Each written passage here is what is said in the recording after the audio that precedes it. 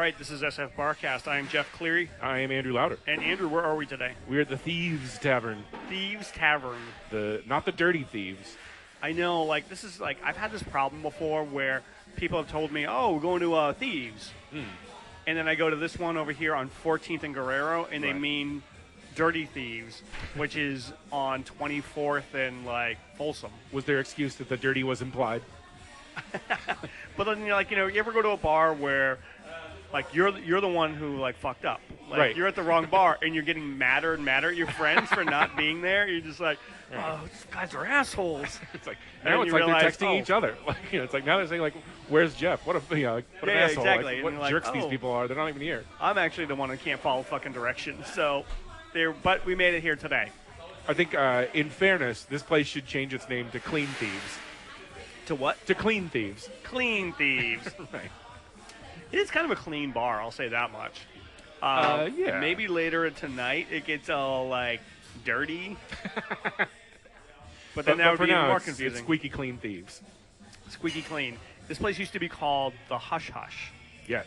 And that was a staple, Mission bar. This is 14th Street at Guerrero. Right. And I remember coming to that place a few times at least. Before it was the Hush Hush, it was this place called, I believe it was Naps. Now, there are 3 Naps. There's Naps, Naps 2, and Naps 3. Right. And I believe they're all gone now. Wow. Yeah. I do vaguely remember when it was Naps now. Which is funny because it was Naps when I lived 3 blocks away. Right. So when I say I barely remember, I more mean that I drank myself stupid than that's it's been a really long time. But you know what? When it was Naps and then it turned over to Hush Hush. Yeah.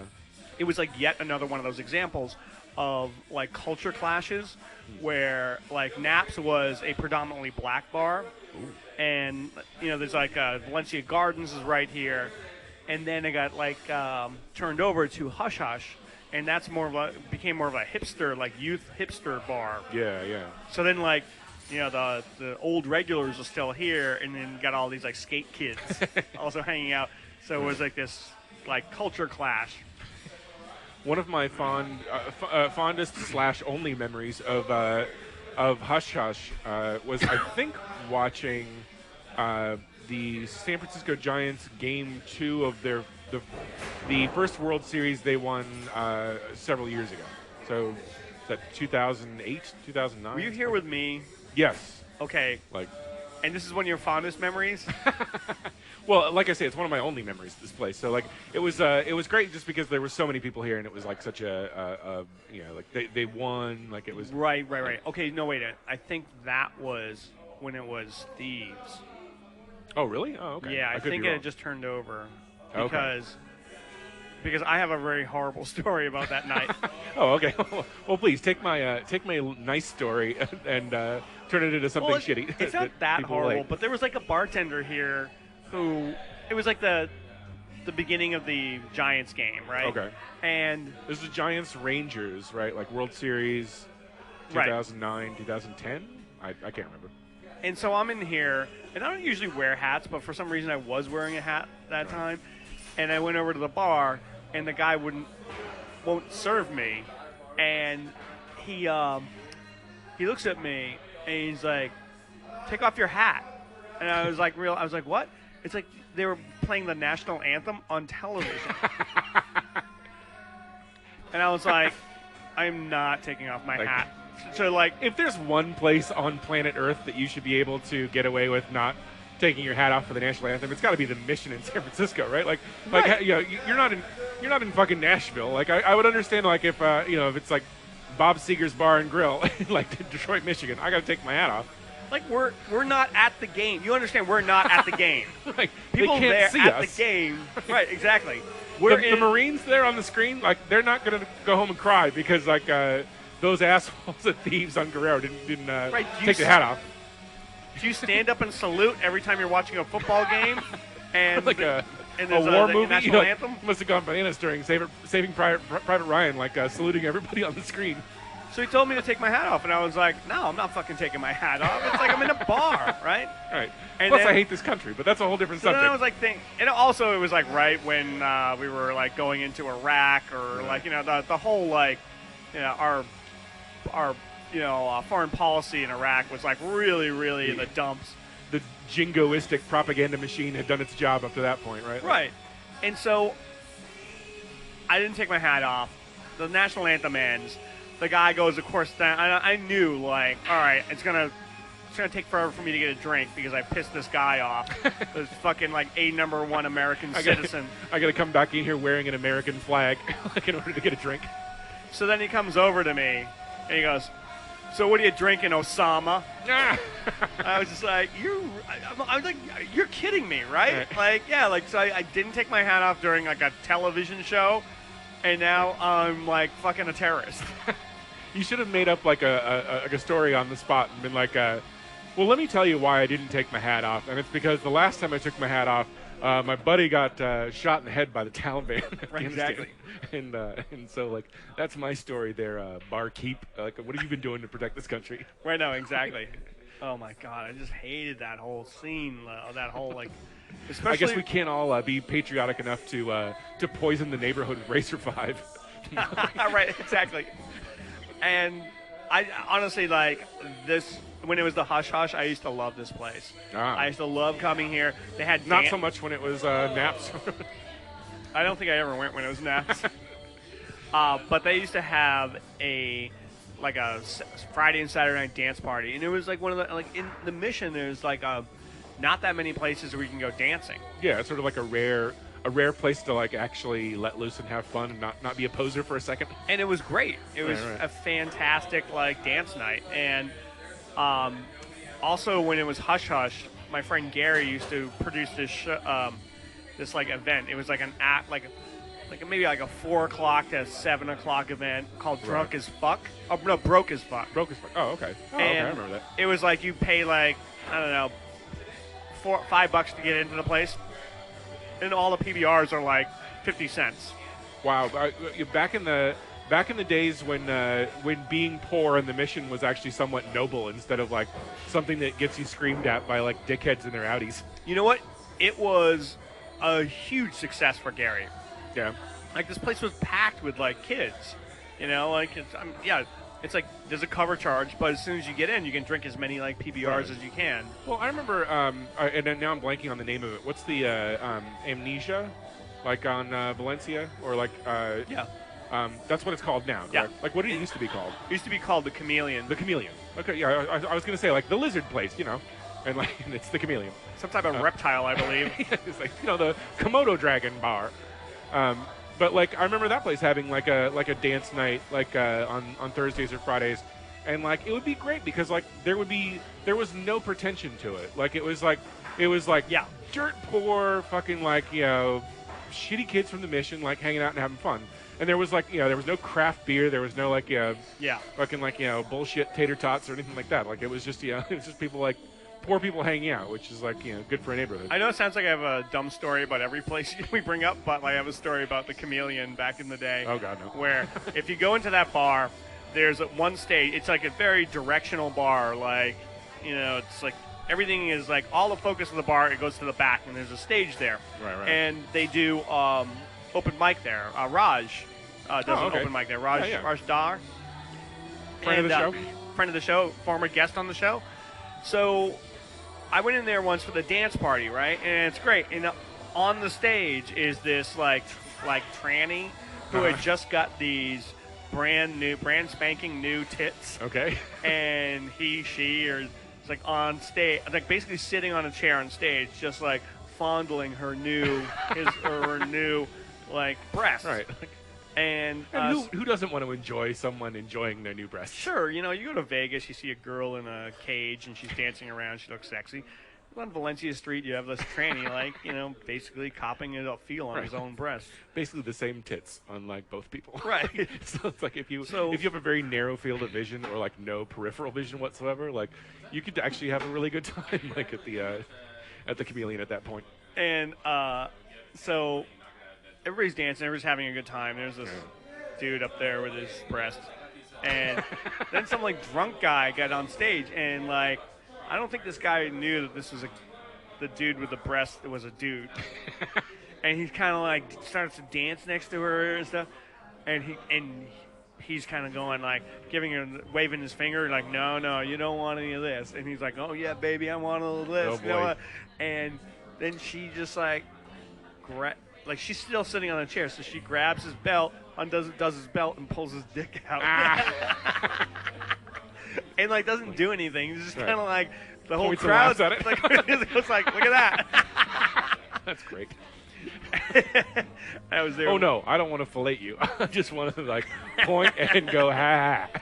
Well, she's probably like, look, I am the center of attention here. So like, if I need to pull your dick out on stage so you'll get off stage.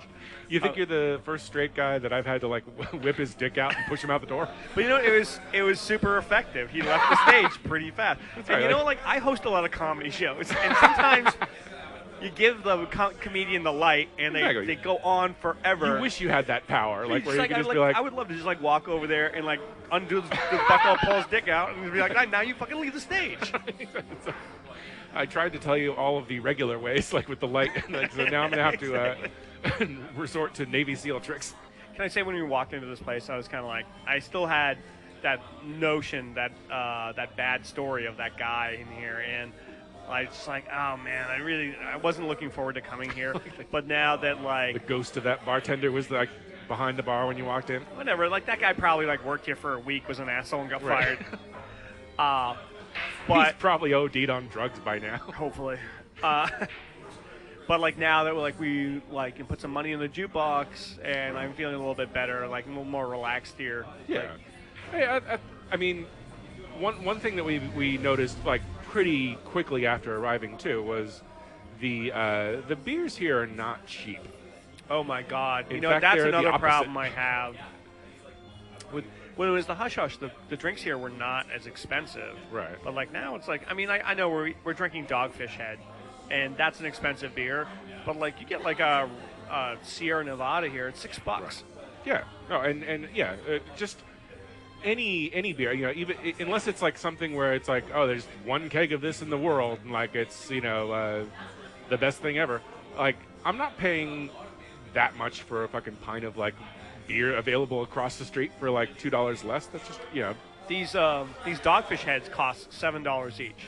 Yeah, which is the same price as they have like a shot and a beer special. Yeah. Where and it's Jameson and PBR, which is available at the Hot Spot for $5, I believe. We may have to, and you also get a lottery ticket. Exactly. Scratch like ticket. so essentially like a $4 shot and a beer, and yeah, they're having the nerve to charge $7 for that as well. So for the price of one regular high-end beer, you can also get a shitty beer and a shot. Right. So, Well, but it still seems too expensive for like this. I mean, this place isn't. It isn't decked out like super nice. I mean, it's kind of a cool bar, just, you know, and it always has been, like the shape of it and everything like that. Yeah. But like, but it's not like, you know, when you walk in, you're not like, boy, they must have raised the prices because they did a lot to this place. You know? Yeah, Like, exactly. You don't have that. And like I said, like this Dogfish Head is an expensive beer, but still, Yeah. like, you know, $7 a pint, and then you're Yeah. tipping $2 on top of that. Yeah, so you're for looking two at- beers, $16. You know, nearly $20 bill for two drinks, and that's unacceptable. I don't care. I don't care where you work, Google or Yahoo. Like, wait, nobody Well, you works know at what? Yahoo. We're probably going to be the last like generation of people to complain about. Well, I don't know. Maybe not. There's always going to be poor people, but like, you know, pretty soon with all like the tech idiots who are moving Right. into town, they're going to be like, oh, $7, who cares? Well, My company just went public. We'll be the poorest people with a podcast, I bet. I think most people with podcasts are poor. Right. In the rarefied air of wealth that is everyone with a podcast, you know, we'll be near the bottom of that. But like, you Yeah. know, what can you do? But yeah, like a little pricey. Yeah. For what it is. I mean, like, yeah, there's no fancy food here. There's no you know, elaborate trick dog style bar snacks or anything like that. So like, yeah, like it is just a regular bar. So like, Yeah, like exactly. the idea that they're you know, gouging you that much for a beer. That's is the pretty thing. bad. Like, on first impressions, I do like this bar Yeah. because they've got 2 pool tables. They've got a good jukebox. I mean, Yeah, it's yeah. a digital jukebox. Right. and they've got like these nice booths on the side, and like the bars like really looks really nice. Right. So it's like, but it's like, it's not like Trick Dog. It's not like putting on airs. Yeah. You expect it's kind of a very accessible bar, so therefore you assume that the prices are going to be accessible as well. Right. Like there's almost just because, and like maybe I'm reading way too much into it, but like just based on the fact that they didn't really do anything to this place, but then still jack the prices up, like that just makes it to me seem like almost like a dick move, almost like on purpose, where it's like, you know what, like we're gonna make as much money out of this situation as we can. We know that everyone around here is charging a fortune for drinks and food because everyone rich wants to live here now. So fuck it, we're not gonna update anything, and we're gonna raise our prices. Like it's like that. Yeah, but the only thing is like, I mean, there's so many bars in this neighborhood. We're at 14th and Guerrero. If you go right down to the Kilowatt, you can get a $4 race for $5. This is like, I feel like this is still sort of an underappreciated area. Like once you get like to 16th Street, like between like 16th and like 10th, like it's just sort of this no man's land where it's like you got like I guess the Zeitgeist and like Martuni's or something, but like you don't have a lot of like it's not as packed in as like between 16th and 24th. Yeah, I mean, like I'd say like quite as ridiculous. There are other bars in the neighborhood, but it's like they're 2 blocks away. Yeah, and who's gonna walk 2 blocks in this day and age? Like not only walk 2 blocks, but walk 2 blocks through like the quote unquote projects, which are still really nice. Like exactly. Because in San Francisco, they're not actually dangerous projects. I remember when Valencia Gardens was really. It was, yeah. Like, you want to take a break? I guess we have to now. Stay out of my mind, louder. All right, this is SFBarkast, and we'll be back at Thieves Tavern. And we are back at Thieves Tavern. I remember, you remember that book? It was from like the 90s. It was called How to Talk American. Wow, I don't remember that. But you do remember it? I more vaguely if I do. It's all about like different like American like accents and colloquialisms. Oh, okay. The regional stuff, and they had like a chapter on Eurotrash.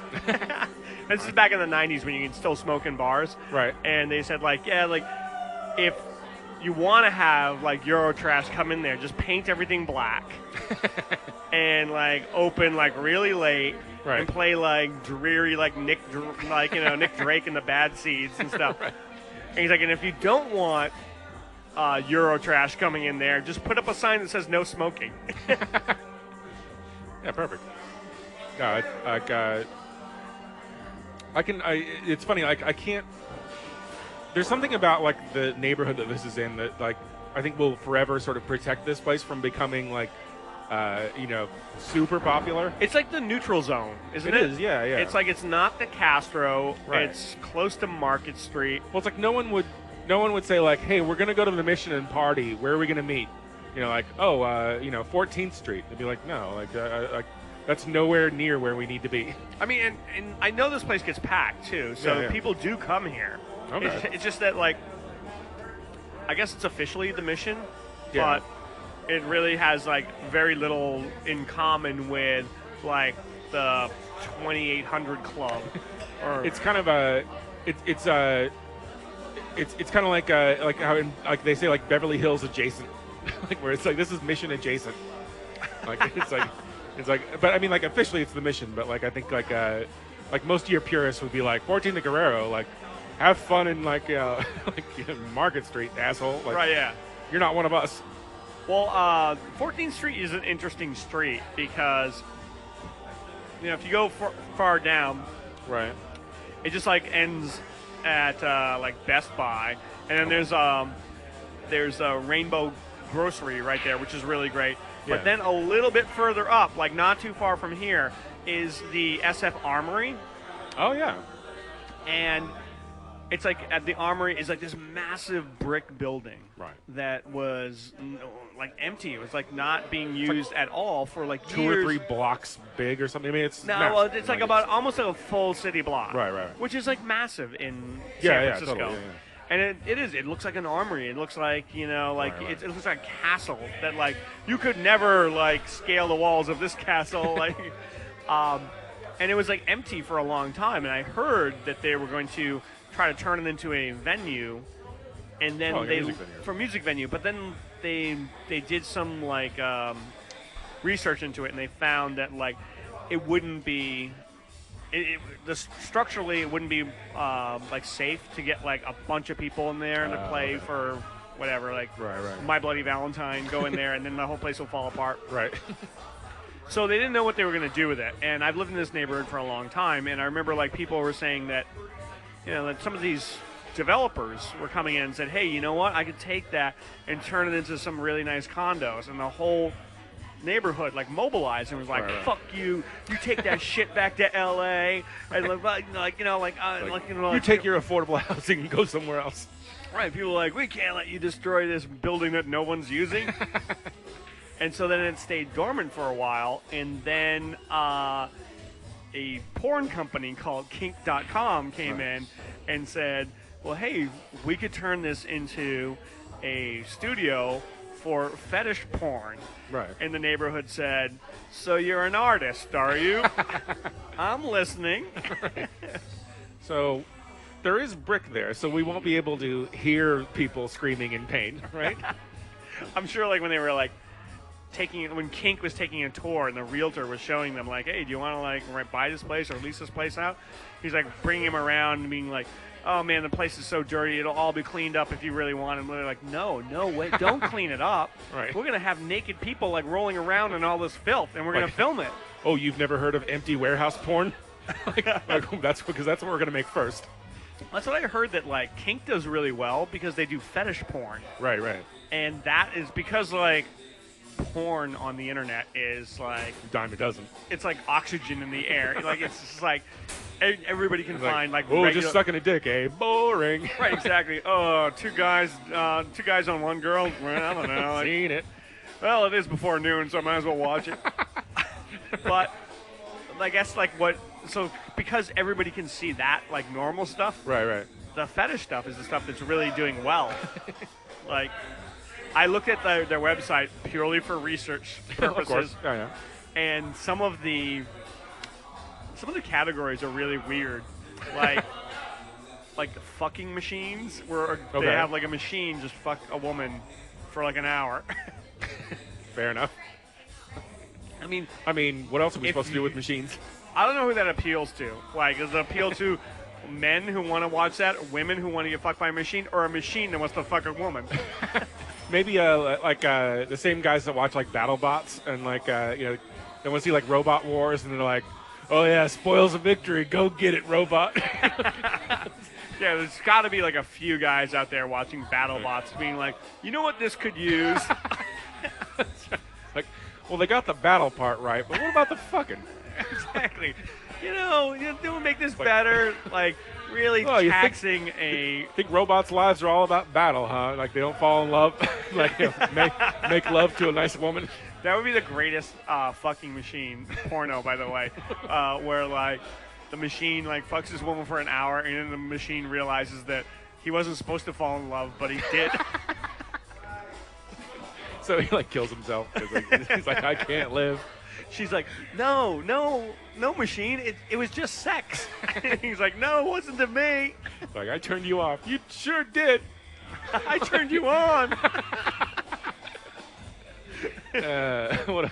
What a terrible fantasy world we've created. Well, that's like the weird thing about sexuality, where it's like I'm a pretty like normal person, right? Like, but like sexuality is like whatever that turns you on, right? And like for some people it sucks because the only thing that's gonna like get them off is if like a naked woman kicks them in the face. Thank God for kink.com to like fill that void. Right. Oh, the other thing about kink is my friend Ben took a tour over there, and he said towards the end of the tour, this is an official tour, and he just like sneak in. He took a personal tour. But like, so they're showing him all the studios and all that stuff, all that bullshit. And then towards the end of the tour, someone says, oh yeah, and everybody points this out at the end of the tour, and then because they see this thing over here, you know the robot from Short Circuit?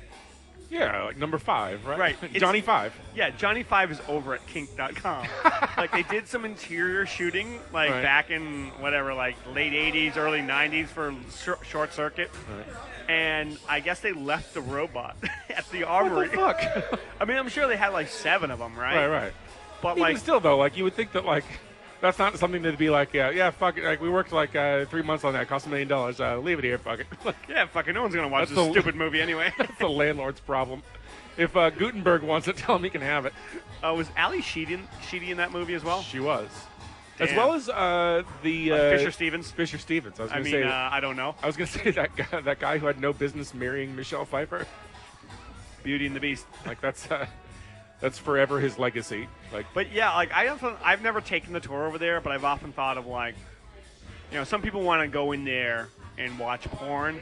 I want to Right. like break in there and steal Johnny number 5, and then just like have it in my apartment. like how much dried jizz do you think is all over Johnny 5 by now? Can you imagine like Johnny number 5 is like sitting in the corner Right. and he's watching some modified toaster like fuck this like porn star, and he's just like thinking to himself, I used landed to a hang out with number Gutenberg. I was a number 1 movie, and now look at me. I'm like a fluffer for a toaster. It's like the number of like fucking like shaved, hairless, like cocaine addicted like male porn stars that have probably blown drugs off of his head. Right? He's just like, what's like? Hey, do you know what you just sniffed coke off? No. That was Johnny 5. I opened a number 1 movie, and now you're just like doing lines off my head. I'm like, now no, my, he's now probably my like- joints are filled with blow. No, he's probably like, you know what? Steve Gutenberg used to do lines off my head, Exactly. and now it's just some fucking washed up, coked up porn star. Like, actually, at this point, the porn star is more in the movie industry than Steve Gutenberg is. Christ. So back to the bar. Yeah, let's. Okay. If we want to do a special show on kink.com, which I highly recommend, we can do that. I'll do a little bit of research. But the bar's kind of like started to fill up a little bit, and Yeah. it is. I'm surprised. Like they have like 2 really nice pool tables here. Yeah, I was like walking and- around the other night in the Mission, and I was like, just had a hankering to play pool, Yeah. and you can't go to the Kilowatt because the guy there. You used to be able to go to the Kilowatt, but like they're like it's a circuit of guys who only play pool there, Oh, really? and they're complete assholes. That's too bad. And there's no more pool table over at Gestalt. Is there? There's not still one in the back of the Albion Delirium? Nope. Is there? No. That's Nope. terrible. That's gone. There used to be 2 back there. There was 2 at the, or maybe there's 1 at the 500 Club, and that's gone. There was one at Double Dutch / whatever it was before that, comma / Oh yeah, Dr. Bombay's. yeah. Yeah, there was one there. Yeah, all these like pool tables have just sort of like gone away. That's too bad. I remember I was talking to the guy over at Gestalt, and they wanted to get rid of their pool table, and just because their pinball was doing so well. Oh wow. And the people who lease out the pool table and the pinball, they gave them a sizable amount of shit. Like they Huh. did not want them to get rid of their pool table, but all these places are getting rid of their pool tables. So here at Thieves Tavern, you have 2 very good-looking pool tables. Yeah, exactly. And it looks like a decent but not terribly intimidating like asshole players like you were describing from Kilowatt, where it's like There's some my guys table. over at the Kilowatt who just like they're not interested in being like sociable or anything. Yeah, it's like, just being king shit of the pool table. yeah, well, it's like if you're playing pool, it's a social thing. So you try to talk up your like opponent or something. Right. And there's a couple guys over there who just like won't even talk to you. They're focused on playing pool. I'm just Right. like, this is not fun at all. Because the guy's like really good, Right, and right. he's also an asshole. That's terrible because it's like if I don't know what makes someone do that, because you would think that if your game or your angle is to like con people and play for money, then you want to come across as being shitty, and otherwise you're just being a dick and just sort of Yeah. rubbing it in everybody's face like how good you are, and is it really worth it to you to be known as that guy who is king shit of Turd Mountain over the Kilowatt. Right. There was a guy who used to play pool at the 500 Club when they had a pool table in the back there, and his name was Howard, and he was a glass monkey, which means that like he just goes around the bar and picks up the empty pint glasses and they brings buy them him up, a pint every now and and again. then they give him like free beer. Right. So he would play pool, and he always wanted to play for money, and he was really good. Right. But like you go up there and you're like, nah, I just want to like play pool, and then he gets like really mad at you. Right. I told him once, I was like, I tell you what, how about if I play you for a beer? And he's like, I get my beer for free here, and I was just like, I'm like, how about? Sorry, I didn't know you had life figured out. I guess there is nothing I can offer you. Right, exactly. You carved out a nice little niche for you here. Oh, I'm sorry. I didn't realize you were that guy. May I play pool in your bar, sir? You know what else they have at this bar is a photo booth, which I'm not 100%. I don't know where I come down on the photo booth thing. Yeah. I think it might be fun if you're really drunk with somebody and you're like, right. Hey, you get like a lot of good ideas when you're drunk. Like, right. Hey, let's go to the photo booth and then maybe I'll fuck you.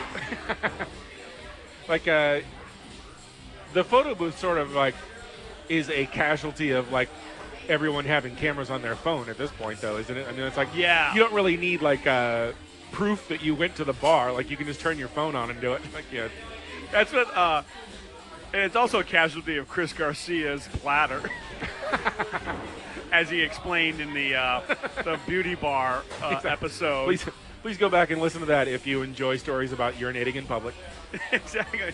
If they had caught him like taking a piss in the photo booth, he should have used the same thing that you just said. Like, photo booths are a casualty of the cell phone generation. Like that doesn't explain why you took a piss in it.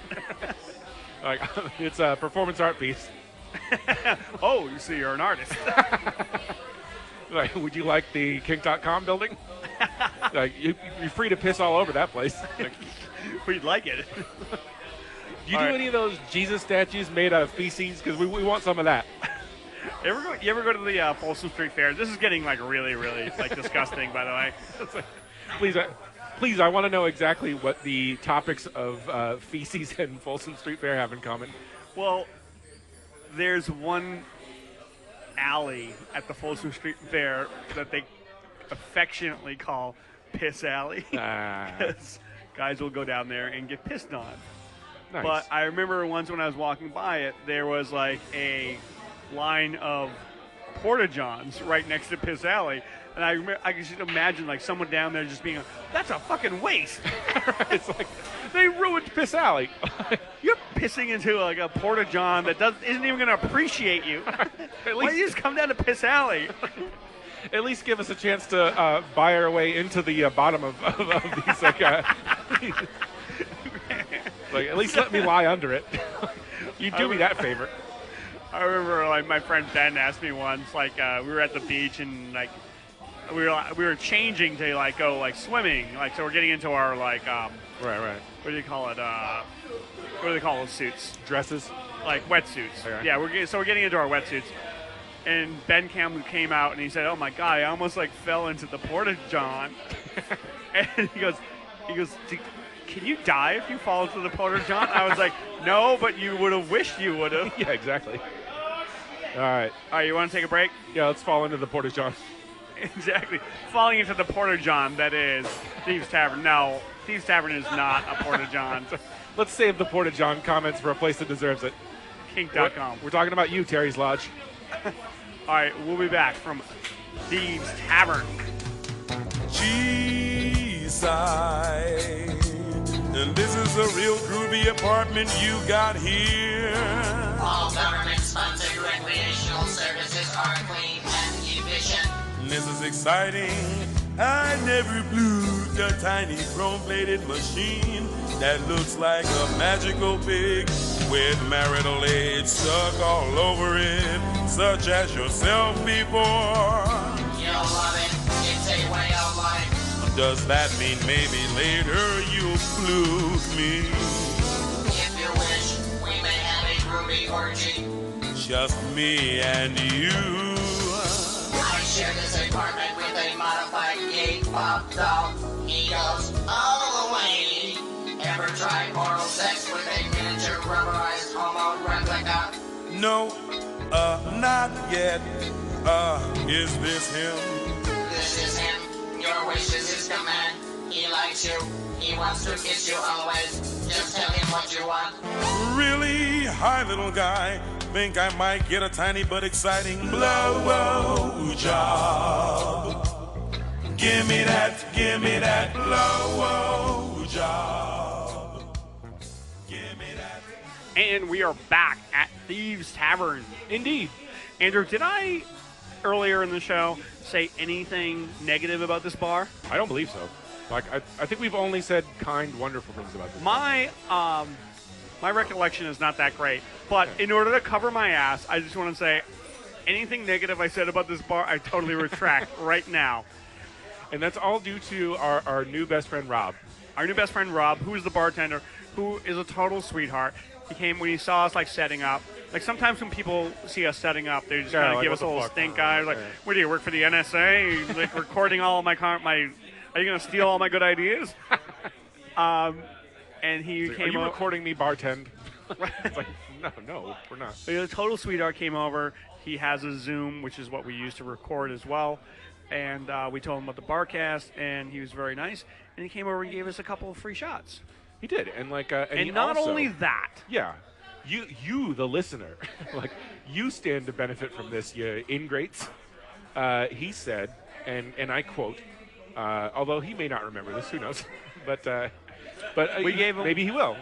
But he said, so he works Thursday 9 to 2, Thursday 9 to 2, 9 p.m. to 2 a.m. 9 p.m.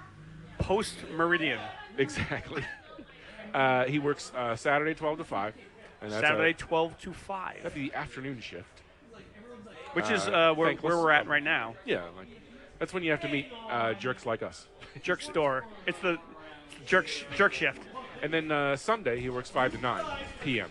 And Sunday 5 to 9. So he only works a few days a week. But, and here's the important part, listeners.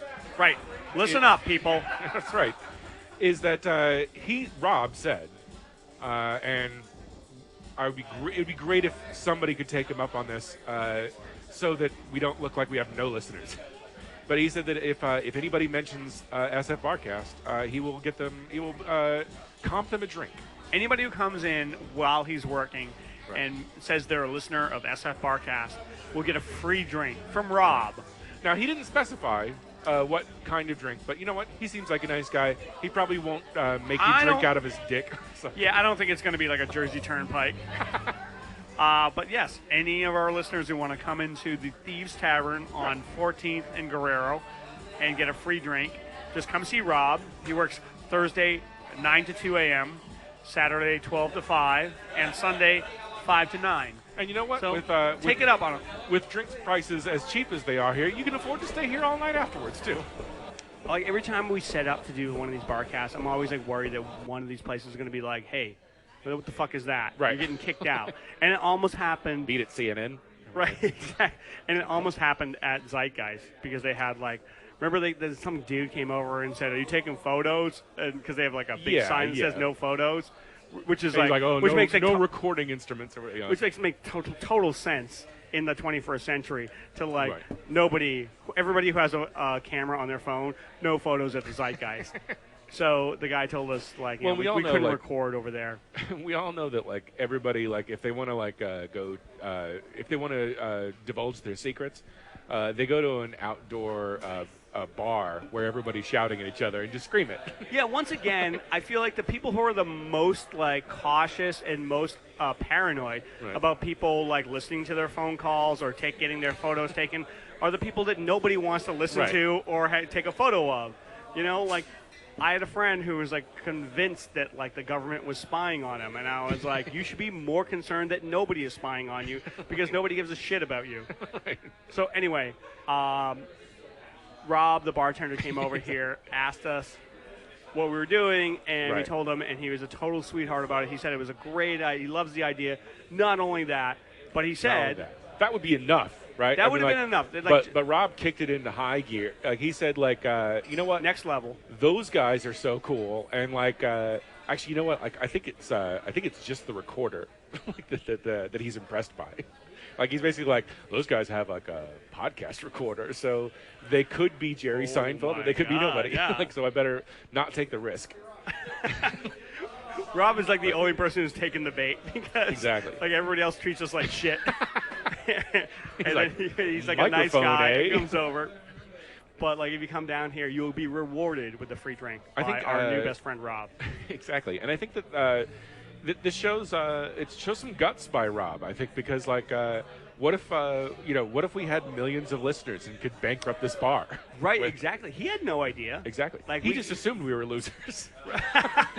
It's like, I can offer free beers to everyone that listens to these guys' podcasts, or I can just shout it out the front of the bar. Either way, it's going to reach the same number of people. He could have been taking a chance. We could have had like 1 million listeners and have Exactly. people come down here and everybody gets like a free drink. He said, and "I am bankrupt the willing to bar." roll those But dice the on thing those about, guys. The thing about Rob is that he suffers from perception, and he realized that like these guys probably need a free drink. Or That thing probably isn't even connected.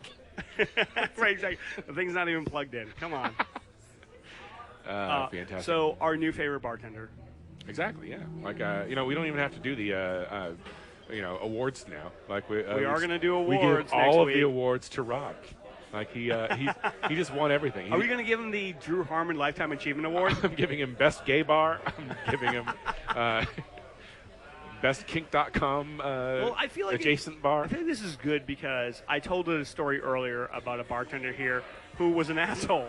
Right. And, like, he didn't hear that, but, like, he came over here out of his own volition Right. and, like, was a really nice guy. So, the bar redeems itself. That's what we get for judging a place on a 10-year-old bartender that probably only worked a couple days and like.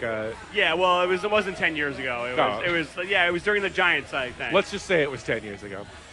But I do like this bar, like, and not just because Rob is such a sweetheart. That's right.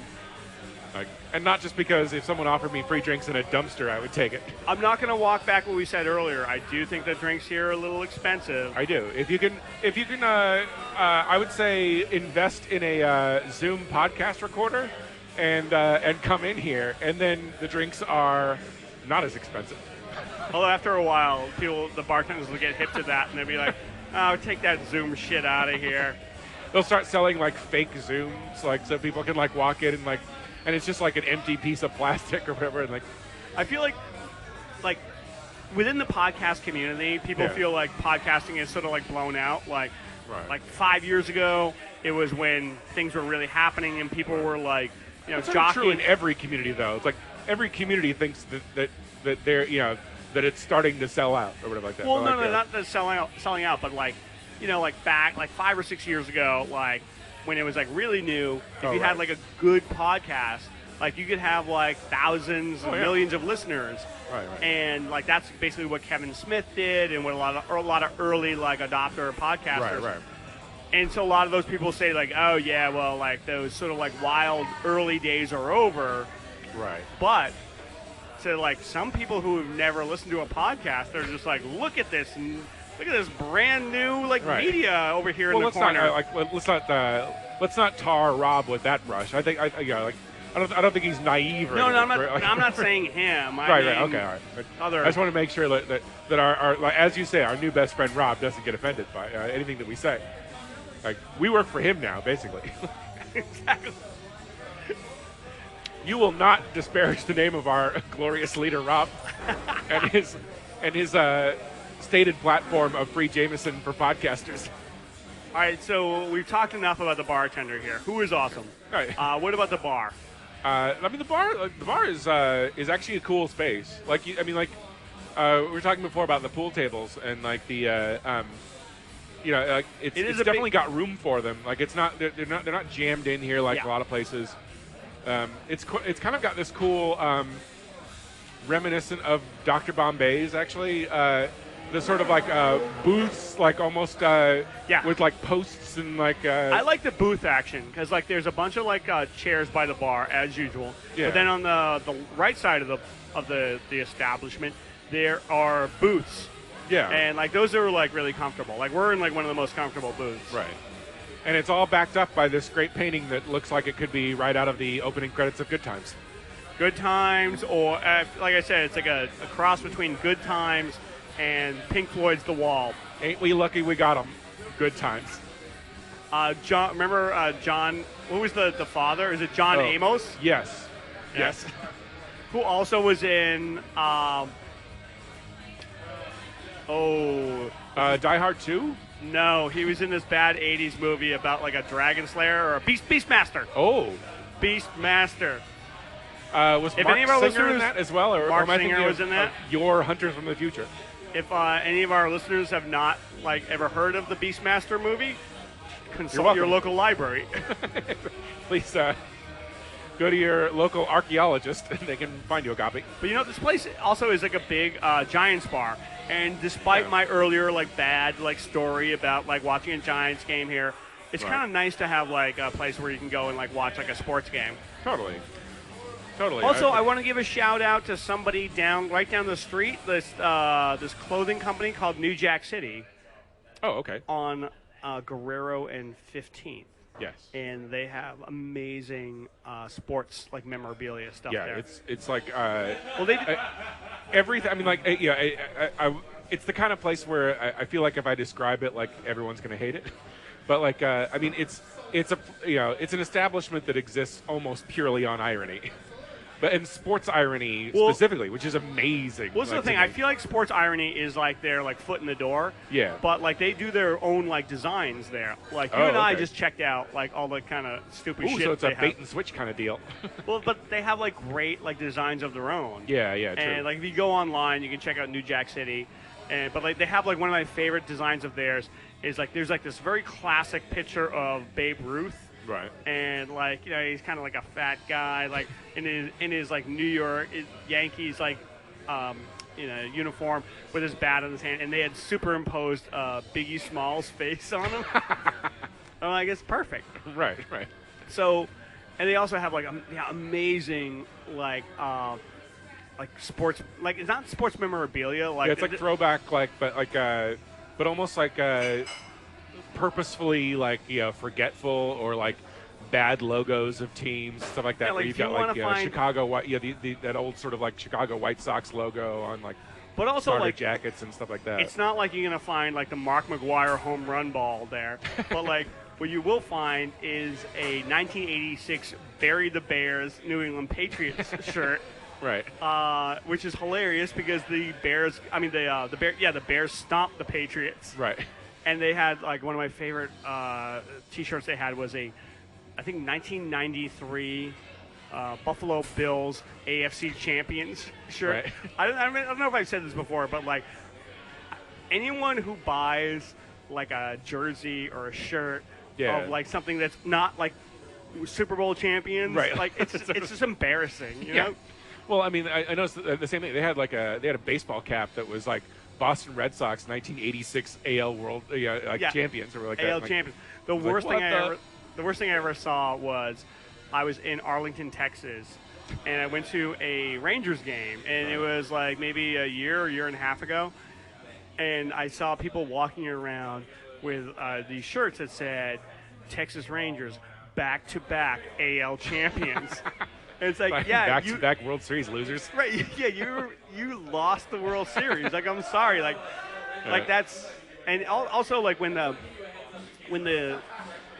Niners clinched their division last year on like Market Street, I saw these guys like selling like San Francisco 49ers NFC West Division champions. It's just like, wait a minute, the playoffs haven't even started. Like that just basically shows like no confidence whatsoever in your team to go any further. It's like all that matters to me is that we had a tiebreaker against the Seahawks and we won the championship. Like it's like New York Knicks 1983 lottery champions. Like Patrick Ewing, here we come. Good Lord.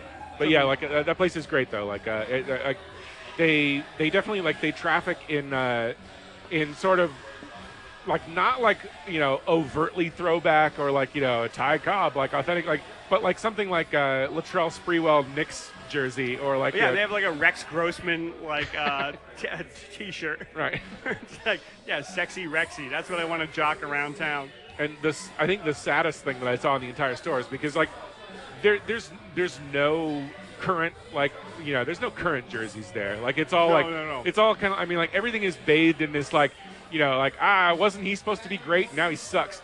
And like the one thing I saw was like a Derrick Rose Bulls jersey, which is like that's really like sad. Yeah, that's like twisting the knife like right after it happened. It's like, haha, your franchise player is like now a joke to us in the mission. It's Right, like, they have a LeBron James jersey there, but a Heat jersey, no. A Cavaliers Of course, jersey. yeah, So, like, unless there's like something to laugh at, right. like that's why I love that store. Is that like if it's something that's like totally earnest, like Right. yeah, we're the best team in the world, like all Don't right, throw it out in the street, set it on fire. Fuck that shit. Like, It's like boring. yeah, we all know Michael Jordan was good. Okay.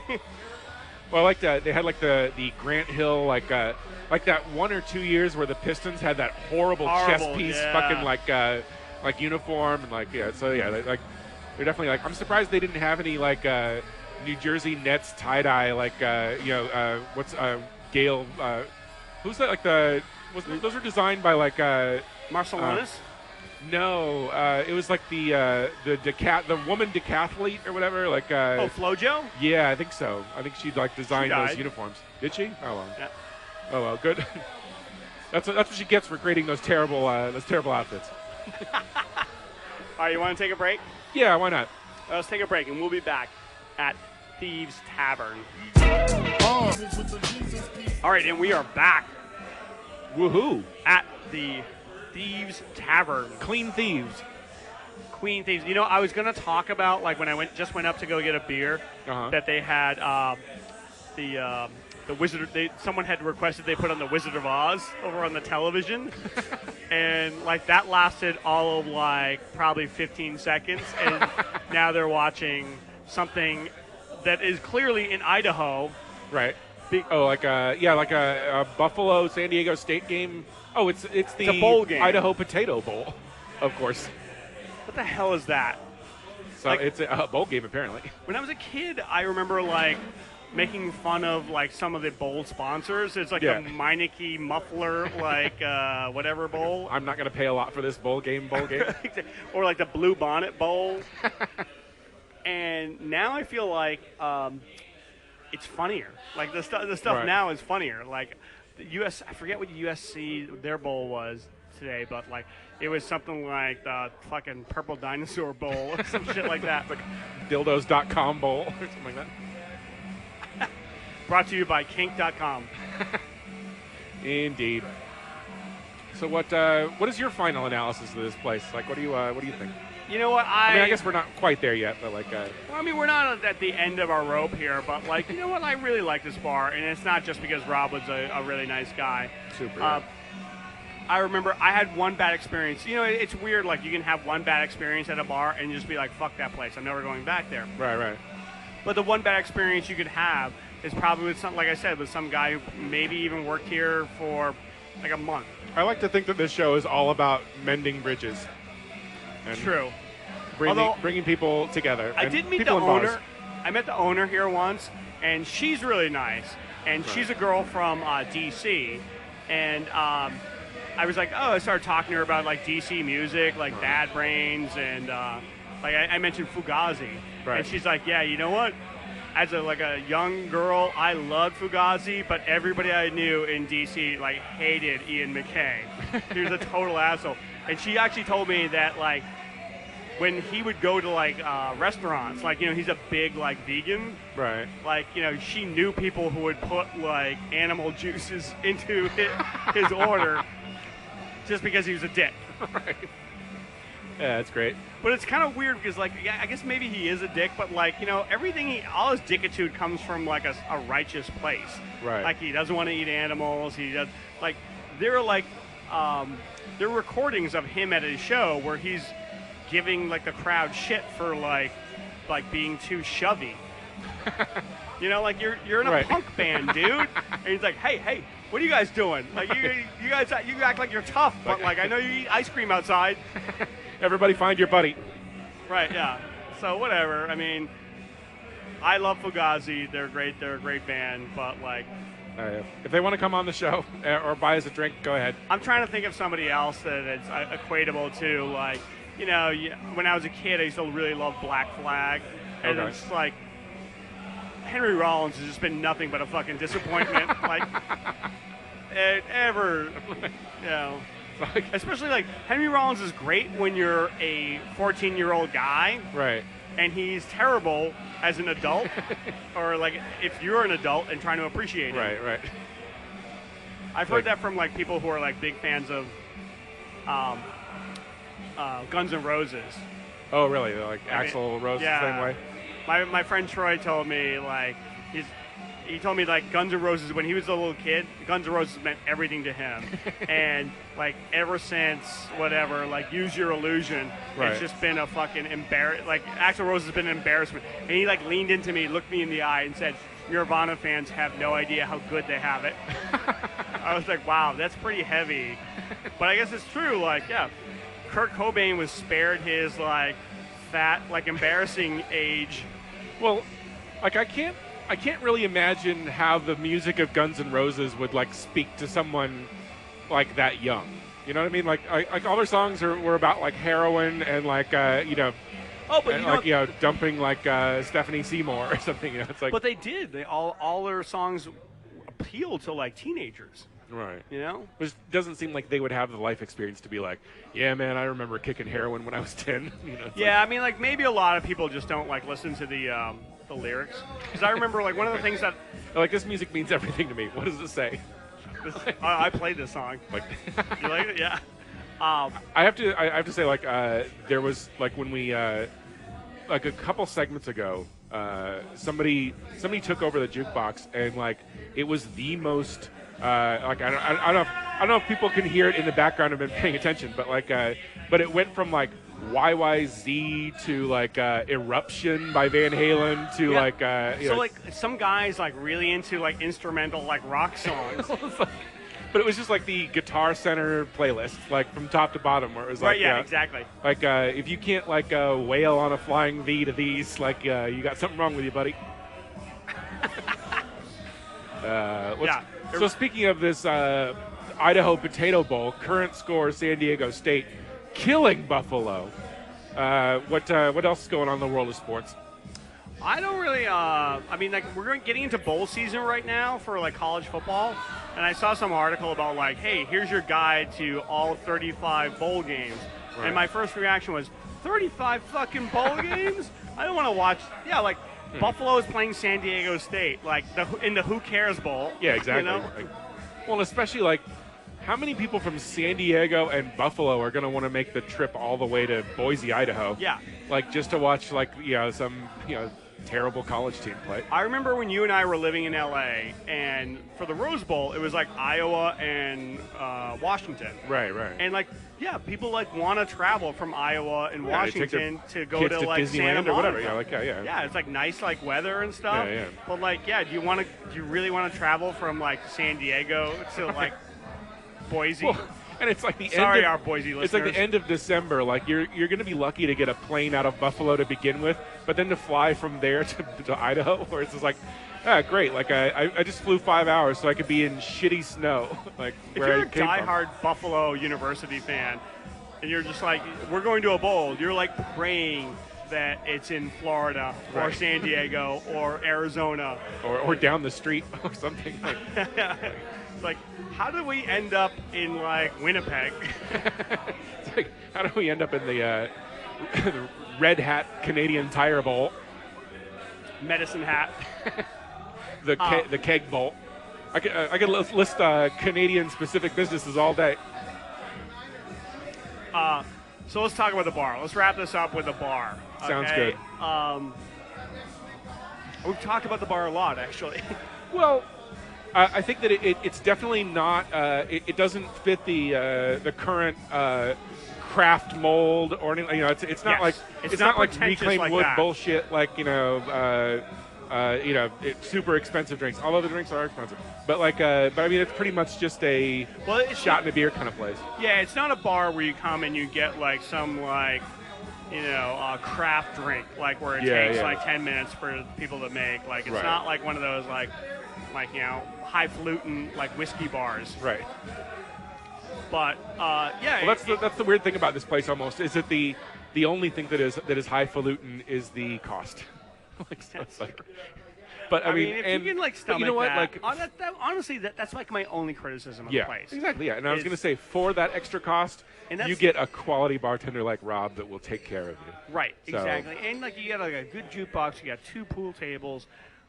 You got a photo booth in case like the bathroom's like full. Right. And I will say, if the DC owner happens to listen to this too, hook your boy Rob up, give him some more shifts, give him some money. Yeah, absolutely. Let him just give him the ball. Sign it over to him. Say walk away, be the bigger person. He's one of my favorite bartenders, and all it takes is like a little bit of free drinks. Exactly. The guy's a marketing wizard. He spotted our demographic and said, "I know how to get those guys on board," and then proceeded to open the taps into our mouths. It doesn't take much. Exactly. What do they say? A way to a man's heart is through his stomach. Something like that. Or through his liver. Right. Also, if the stomach doesn't work, drugs and alcohol usually are a good substitute. Yeah, I mean, that works as well. Chloroform on a rag will do in a pinch. All right, so what are you doing? Anything you want to say before the holidays? This is our last Barcast before Christmas. Well, it's too late for Hanukkah, so I'm sorry I missed that, Jews. But other than that, I'll say Merry Christmas. This is your recurring segment, Sorry, Jews. Sorry, Jews, with Andrew Lauder. What's Andrew sorry to the Jews for this week? I think you'll be pleasantly surprised. How are you gonna celebrate baby Jesus' birthday? Actually, me and the wife are going out to dinner the night before Christmas Eve, and then we might just have dinner in on Christmas Eve and hang out my underwear Christmas Day and just scratch it. Let the cat play with the discarded gift wrapping. That sounds great. Adorable. And yourself? I am probably taking care of my sick cat on Christmas. So not to lobby for pity points, but I may be going to a friend's place for Christmas, and but until then I will be taking care. I would saying your cat's roided up now, I hear. Yeah, my cat is on a daily regimen of steroids, so he can forget about the Hall of Fame at this point. I hear that it will actually help his not only his bat speed but his eye-hand coordination. He'll be able to spot fastballs a lot sooner. As long as he takes a dump in his litter box, I'll be happy. I will fill him up with steroids. I'll go Barry Bonds on him if it'll make him go in his box. You're like, which steroids are those, doctor? Are those the ones that will help him read the seams on a screwball, or is that the one that'll just help him dump in his box? Because I want that one. Dude, I had to take my cat to the vet recently, and I realized my cat's doctor has degrees from UPenn and Yale. Holy shit! I'm just man, you're the most prestigious vet. Right. Usually it's some guy from Mexico who used to work in a stable. Here's a guy who actually knows what he's talking about.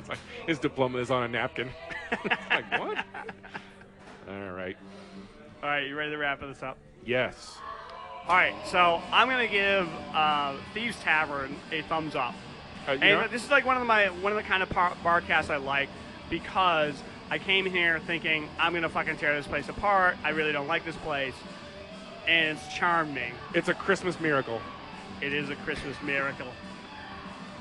It's a holiday miracle. Every time someone rings a bell, someone buys Jeff a shot. The war on Christmas. All right. And you are. How do you feel about this place? Oh, how do I feel about it? Yeah, I like it. Like it's All right, we'll see you next time. No, you know what? Whatever. I like it. I like the. I certainly like the bartender. I certainly like the space itself is really cool. It's not fancy pants and ridiculous, despite its prices. But I like the fact that it's maintained its divishness throughout different incarnations. So good for them. I agree. God bless America. All right, we put Ron Paul 2012. Rand Paul 2016. That's right. All right, so let's wrap it up. I am Jeff Cleary. I am Andrew Louder. And we'll see you next time on SF Barkast.